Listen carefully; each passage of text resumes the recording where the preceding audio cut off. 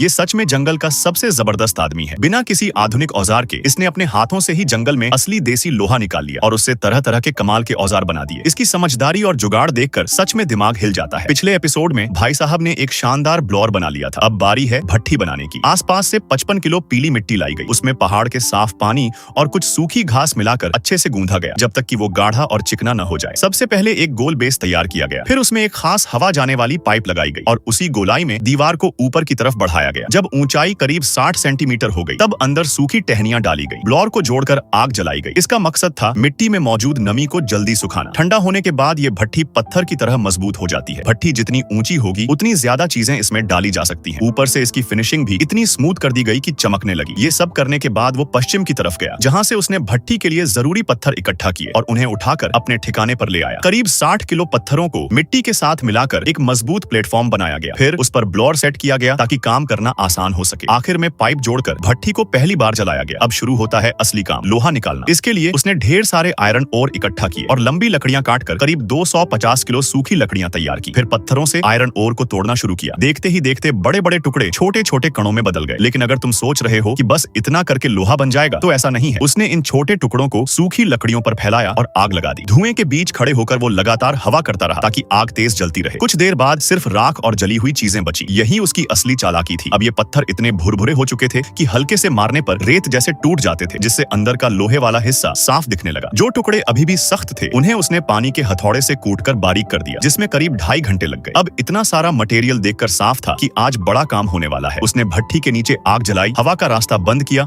और सबसे पहले कोयले की एक परत डाली। जब तापमान बढ़ने लगा तो उसने और कोयला डाला। ब्लोअर की तेज आवाज के साथ भट्ठी के ऊपर से गाढ़ा धुआं निकलने लगा। जब तापमान करीब 1500 डिग्री तक पहुंच गया, तब उसमें आयरन ओर डालना शुरू किया गया और ऊपर से फिर कोयले की परत चढ़ाई गई ताकि गर्मी बनी रहे। ये प्रक्रिया बार बार दोहराई गई जब तक सारा अयस्क भट्ठी में नहीं डाल दिया गया। शाम होने लगी थी और करीब 2.5 घंटे बाद वो पल आया जिसका इंतजार था, भट्ठी खोलने का। जैसे ही भट्ठी को तोड़ा गया, अंदर से एक बड़ा सा लाल गर्म लोहे का गोला निकला, जिसका वजन करीब 200 किलो के आसपास था। उसने उसे भारी हथौड़े से तोड़कर उसमें से अशुद्धियां निकाली और फिर गरम गरम लोहे को पीटना शुरू किया। लगातार मेहनत के बाद एक मजबूत काला लोहा तैयार हुआ। फिर उसे पानी में ठंडा किया गया और उसकी सतह को चिकना बनाया गया। सच में जंगल में इतना बड़ा लोहे का टुकड़ा बनाना कोई आसान काम नहीं है, चाहे ये असली पारंपरिक लोहा हो या नहीं। लेकिन देखने में तो कमाल का लग रहा है। अब आगे ये भाई इसी लोहे के टुकड़े से जंगल का सबसे खतरनाक और दमदार हथियार बनाने वाला है।